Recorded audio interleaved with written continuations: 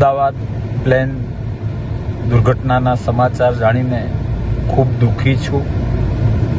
ભગવાનને પ્રાર્થના કે જે લોકોએ આ દુર્ઘટનામાં જીવ ગુમાવ્યો છે એમના આત્માને પરમ સ્થાન મળે, સાથે જે લોકો ઘાયલ છે એમને જલ્દી સાજા કરે એવી ભગવાનને પ્રાર્થના.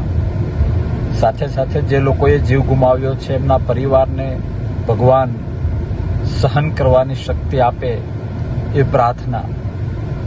આ દુર્ઘટના સમયે સૌ સાથે મળીને જે કંઈ આપણાથી થઈ શકે એ રીતે તંત્રને, સરકારને ઉપયોગી બનીએ અને ભગવાનને એ પણ પ્રાર્થના કરીએ કે આ દુર્ઘટના એ દુર્ઘટના જ હોય અને જે કંઈ થયું છે એ ખૂબ જ દુઃખદ છે અને આ દુઃખની ઘડીએ દરેક વ્યક્તિ હિંમત રાખે અને ખાસ એમના પરિવાર સભ્યોને હિંમત આપવાના પ્રયત્ન કરે એવી પ્રાર્થના.